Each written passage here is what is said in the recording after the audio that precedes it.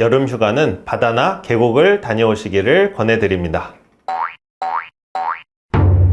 안녕하세요. 피부 건강 설계 생기한의원 일산점 송유한 대표 원장입니다. 오늘은 아토피 환자분들이 여름철에 가장 많이 하시는 질문을 모아 한의학적으로 답변을 드리는 시간입니다. 지금부터 하나씩 알아보겠습니다.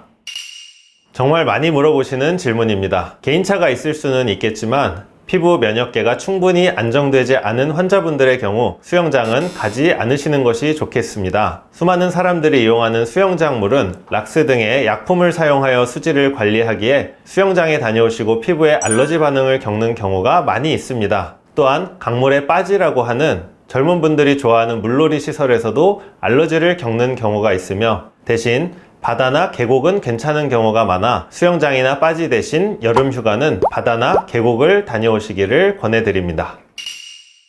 가능하기는 하지만 과도한 열, 햇볕과 땀, 먼지가 피부 자극을 주고 아토피를 악화시킬 수 있습니다. 실외 활동은 아침, 저녁 비교적 선선할 때 자극 없는 자외선 차단제를 사용해 주시고 가능하신 대로 덥고 땀 흘리는 것에 오래 노출되는 것보다는 실내에서 시원하게 지내시고 피부 증상 유발을 최소화하시는 것이 좋습니다. 활동 후엔 즉시 세안하고 보습 관리를 해주세요.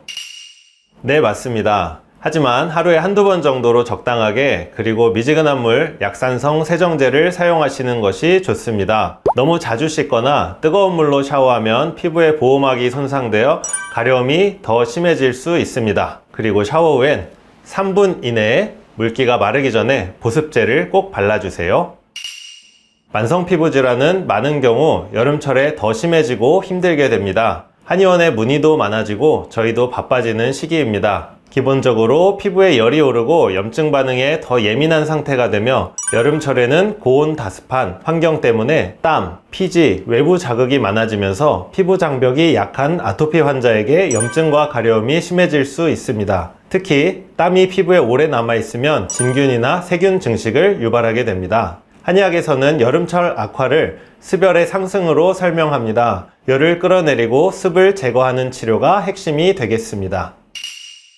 춥고 건조한 겨울철보다는 가볍게 해주셔도 되지만 기본적인 보습 관리는 꼭 해주시는 것이 좋습니다. 여름에는 날도 습하고 땀 때문에 덜 건조할 것 같지만 실제로는 자외선과 냉방 등으로 피부가 속건조 상태가 되기 쉽습니다. 피부 장벽을 보호하고 염증을 억제하려면 저자극 보습제를 꾸준히 사용하시는 것이 중요합니다. 그리고 여름철 선크림 사용 시에는 자극이 있는지 없는지 반드시 일부 부위에 테스트해 보시고 사용하시는 것이 좋겠습니다. 아토피는 계절에 따라 관리법도 달라집니다.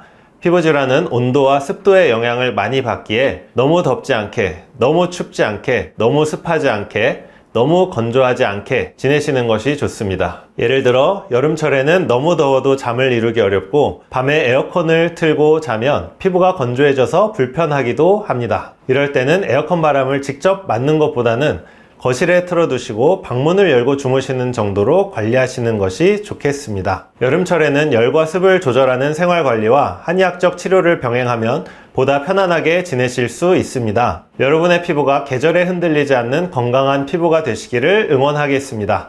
감사합니다.